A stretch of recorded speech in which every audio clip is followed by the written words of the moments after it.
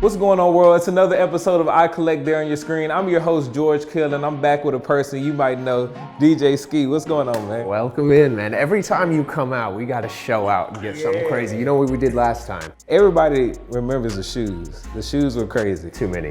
But we're here this time. Your sports memorabilia and hip hop memorabilia is just as impressive. We got some stuff, and right behind you is probably the greatest piece that I have, and maybe one of the greatest pieces in the world, if you ask my opinion. This is Dr. Dre's actual plaque for two of the greatest, not hip hop albums of all time, but two of the greatest musical albums of all time, as well as three of the biggest singles of all time. It's The Chronic, Doggy Style, and for the singles, Dre Day, What's My Name, and Nothing But a G Thing. And then you see a couple different magazine covers they threw in, and of course the whole Death Row picture box right here, because that's the label. The interesting thing about that is I actually got it at the Death Row bankruptcy auction. Okay. So they had two of these. They had Dre's and Suge's, and these are their personal ones. So this is one of one. I always held this and I was like, look, I'd give it back to Dre if he wanted it. It's his rightful thing. It was collected from that. There's a lot of drama. Everybody has seen the movies. Everybody knows what's happened there. Yeah. And so, over the time, I think Exhibit was at my studio and I had it hanging on the wall there, and he's like, man, this is crazy. Has Dre seen this? I was like, no, but like, it's his if he wants it. Like, it's to him. Like, I've been holding it. Like, if he ever wants it back, it's his. He's like, all right, cool. Later that night, he gets a call. He's like, hey, come through the studio. It's like, bring it. Like, oh, shit. And at that time, I'm like, damn, do I really want it? Like, this belongs in the Smithsonian. This is one of the most iconic pieces that reflects musical history. I mean, this is basically the reward and the accolades for two of the biggest albums ever. So get there, meet with Dre, show it to him. He looks at it. He hasn't seen it in probably 20 years. He's like, damn. He just sits there, stares at it. He's telling me all these stories. He's like, man, when we shot this cover shoot, we actually just went back in the alley of the studio because I only had 5 minutes, and that's when we were recording and mixing Doggy Style and blah, blah, blah, and like telling me the history, and we just have the illest conversation ever. Yeah. So I'm like, look, whatever you want to do with this, I know there might be some bad memories with that. If you want to throw it out, smash it, keep it. I just wanted you to know you have it. I don't want anything. You're good. He's like, man, thanks. It's like, no, you can keep it. And I'm like, that would be the coolest thing ever, but don't feel obligated. He's like, no. I'm gonna sign it. I want you to have it. I want you to have it. I just don't like having that energy around, but he signed it to DJ Skee. Thanks for the love, Dr. Dre. This is just the tip of the iceberg for music. You have a crazy record collection over there. Let's go check that out. Come on. As we come over here, as you can see, I have a pretty crazy record collection that this is actually how I started, obviously as a DJ. So this is before Cerrado, how I used to play music. But up on the wall before we get started is another thing I got from the Death Row auction. So this is the actual original print of the Tupac All Eyes on Me vinyl. So this is the master that everything was printed from. So if you pull it back, there's all these different layers, and that's why it's upside down. And if you kind of look up close, it looks like a hologram. And that's because each different color has a different layer for the print. So again, one of my favorite albums of all time, my favorite Pac album. Now, you have a big West Coast influence. Give me your top 3 West Coast artists. Let's go to 5, because it's too many. Say Dre, Snoop, Cube, Quick. I mean, there's so many you could say. From Nate Dogg, Kendrick, of course. I mean, Game, we have so much history, and some of the stuff that we've put together is incredible. The first piece of vinyl that I got, it wasn't this one. I have it somewhere in here, I couldn't find it, but Still DRE. This is like a clear limited edition pressing, but the first promo pressing was actually, it was a silver sleeve, and it's a green vinyl. Some of the cool things you'll see with vinyl, like it's Alchemist in Evidence, but this is like a velvet cover, so it's kind of crazy. I got this as a gift, Smokey Robinson signed. And we even got records in the shape of hearts that you can spin, and you just gotta make sure you spin it on that circle, because otherwise it'll spin out. Legendary. So when Cube did the show, I'm still such a fan of all these guys. That's what's so cool, is that, I'll bring out my vinyl and be like, yo, gotta have you sign that, America's Most Wanted. Crazy thing about this is that before there were CD players and of course Cerrado, is that you had to play everything off of vinyl, so there were bootlegs. So this is like a bootleg one with 2 Dre records, My Life and Way I Be Pimpin', that never came out. So Way I Be Pimpin' is actually the original version of Explosive. There was some drama between Royce the 5'9", who wrote it, and Dre's management, all those things at the time, so it never came out. So the only place you could get it is kind of these bootleg vinyl things. So Jay-Z acapellas from Black Album, Kanye's first album Advance, signed Kendrick album. I think Damn is signed too. You can just see how big a run at the time too, like Bad Boy, Rockefeller had. Like you just pull things out, it's Bad Boy, it's Rockefeller, Ruckus Records. This is all 90s, early 2000s stuff. This is everything pretty much pre-Cerrado. And even Pharrell, we see Star Trek on the vinyl, so family. And each label at the time identified their brand. They had very unique vinyl. So when you were looking through the crates, you could kind of tell what you had. All the Bad Boy was white, so you can see it's a Biggie vinyl. Skee, when did you start collecting all this? Because this is like, what I would say upwards of what, 1,000? Yeah, a couple thousand vinyl. You know, this wasn't really a collecting for me. I mean, it's kind of turned into that because now I don't need it, but this is how you DJ'd. And people forget, it used to be tough to be a DJ. I could send you my whole iTunes library right now, and you'd be set. We had the same records. Before, you couldn't do it. You only had what was in front of you. And when you have a hit record, you have to have two vinyl because you have to mix between the instrumental, back to the regular version, then out into another instrumental. So you'd have to go back and forth. So you're buying two records for every time there's a hit song. I can't even imagine. I mean, it was before I blew up, so I wasn't really flying much with it, but I had all the just carrying them locally when I was a kid was crazy. Thank God for Cerrado. Otherwise, I wouldn't have a back or anything like. Now, sports. Growing up, two favorite players, Kirby Puckett. As a kid, 91 World Series is what got me into sports, what got me obsessed with everything. So signed Kirby jersey, the hero of the World Series. Then the other one for the Timberwolves, Kevin Garnett. So I watched him from the time he was drafted. This is his rookie year jersey. This is a limited edition run, so it's individually numbered, signed by him. Viking stuff is, I mean, that's my world. So I DJ all the games out there, so I still go back home every Vikings home game. And you can see the Vikings gave me one of these game balls last year, which was incredible. And I have so much Vikings memorabilia now. I mean, from I think mini helmets to signed Brett Favre and Randy Moss, Chris Carter helmets signed by pretty much the good majority of the players, and this is the official new helmets, the matte ones. So this is one that was game used too. And even through here, I mean, you name it. Going back to the 91 World Series, this is a signed ball by the whole 91 Twins team. Signed Kirby Puckett, Sports Illustrated. Here's a crazy story with this. So Dan Gladden signed me that. That's when he scored 91 champs. But there's actually a picture of Brian Harper, who was the Twins catcher, throwing me a batting glove. This is that same batting glove from Game 7 of the World Series. Speaking of Game 7s, it's my boy Jeremy Guthrie, who's got a crazy shoe collection. And this is a crazy story. So the only show I've ever canceled as a DJ, Jeremy starting Game 7. And my boy Travis, who runs Strange Music, has a front row at Royal Stadium. So Game 7, one of my best friends pitching. I can't miss this. This is a once-in-a-lifetime opportunity, and especially to be there. So the only show I ever canceled is to come out and check it out. Gave me also a signed pair of cleats. Of course, they won next year, so he got a ring, so it's all good. It all worked out, but just an incredible moment. These were actually Zach Lavine shoes from the Timberwolves. He signed with Adidas now, but this is the year he won the dunk contest. So the Timberwolves gave these to me as a birthday gift, game worn and signed by Zach. So shout out to him for those. My other sports idol as a kid was King Griffey Jr. So if you can see over here, I have a Walter Yost infamous picture of him climbing the wall. This is one of my favorite signed pieces of memorabilia, and it's in this really cool case. So these are some game worn cleats signed by Griffey too. So you can still see some of the dirt on them from on the field. These are sick. So these are Garnett. I think these are rookie year game worn signed shoes. So he signed them, but he actually would write his name on the shoes on the inside. So that's his writing on there, and then he signed them afterwards. This is a signed Twins ball from 2010 when they had a good season, signed by Joe Mauer, who actually I played baseball against growing up. He went to the opposing high school, so crazy to see how far he's come. Minor league team where I grew up in St. Paul was a Saint, so this is when I threw out the first ball. So I got to throw out a first pitch there.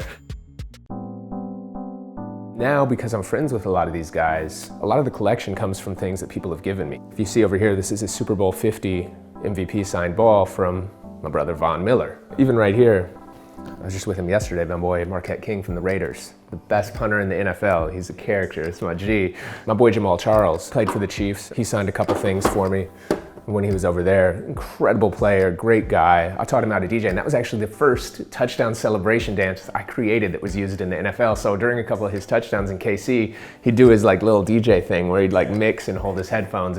So these are actually signed by US soccer team captain Clint Dempsey, one of the greatest US soccer players of all time, without question.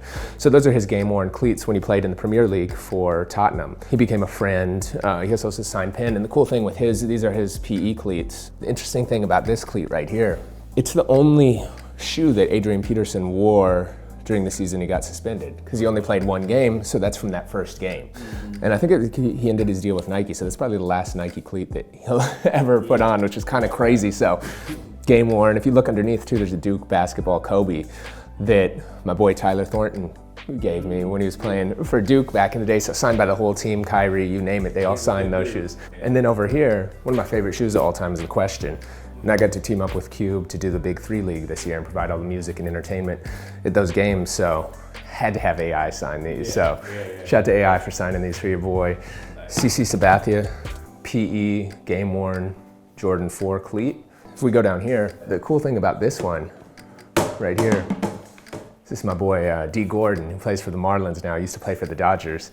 This was the shoe he wore in the All-Star game the year it was in Minnesota in 2014. This is like a collector's pack. There's only 24 of these packs in the world. If you look inside, there's a pair of sneakers in here, but it's individually numbered, 1 of 24, has all these different pins, collectible coins, stickers, bat. They knew how big of a Griffey fan I was, so I was lucky enough to get hooked up with it. As we go over here, we got a signed Bernard Hopkins bag. Shout out to my Golden Boy Promotions fam. We've got some more stuff from them laying around. It was a limited edition Jordan special edition basketball, and that one's signed by MJ.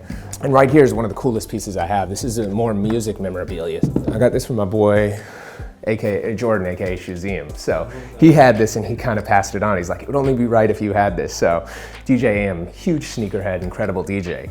Cerrado teamed up with Nike to create this super limited edition Cerrado Nike Air Force One pack.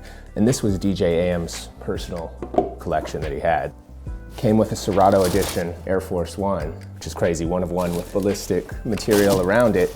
But then the really cool thing about it is not just the shoes. Cerrado boxes were always black. So these are the only white ones. They only made a special white ones for this package. And it's extra limited, but this one is special just because of whose it was. So RIP to DJ AM, legend. So over here under the Griffey plaque is one of my favorite pieces of memorabilia. So it's a signed Satchel Paige little envelope. And Satchel Paige is one of the greatest pitchers in baseball history. He would pitch basically every night in the Negro League, so underappreciated. Finally made it to the majors when he was like 44 years old or something crazy, but one of the most underrated and greatest players of all time. And just to have his memorabilia is so rare because it didn't exist then and they weren't collecting it. They weren't keeping track of African-American players. There's actually one other piece that I got with this too. It's Satchel Paige's little pitching man. It was 25 cents, which is probably a grip back in the day. But this was his book and story. This is really dope to me. So Twins and Vikings played in the Metrodome. This is the actual turf from '91 that they won the World Series on. Of course, we got an Adrian jersey over here. One of my good friends too, Clayton Kershaw from the Dodgers. So that was from his Ping Pong for Purpose challenge, which I helped DJ and host for him. So this is the first, when I threw out the first pitch for the Twins. So this is the ball that I threw a knuckleball with. Harmon Killebrew, Twins legend, you know, before my time, but still had to rap. Ted Williams signed Sports Illustrated cover from back in the day. He was my grandpa's favorite player, passed away. So I actually gave that to my grandpa as a gift a long time ago. And when he passed away, I was able to get that back and hang that up, so it means a lot for sentimental reasons. So Skee, what inspired your memorabilia collection? Like what made you want to just, over the years, collect just everything, pretty much everything you come across? It's something that I love and enjoyed, and it started off with something that was just fun, like, oh, I love the Twins, and memory from '91 is something that meant so much to me. Is there one memorabilia piece that you wish you had that you don't? There's so many pieces out there. I mean, I want to get a Babe Ruth signed ball just because, like, you know, you kind of have to have that as a baseball fan. I want to get a Randy Moss game worn shoe, but specifically one of the cool Jordans that he did. And Deion Sanders was one of my other favorite players. And Deion signed and gave me a super limited edition pair of Supers that he did a few years ago. But he has a PE edition of the Jordan 11 cleat that I'm hunting down. So if you have that, let me know. It's all black with just a red Jumpman. Shout out to my boy, Russell Westbrook.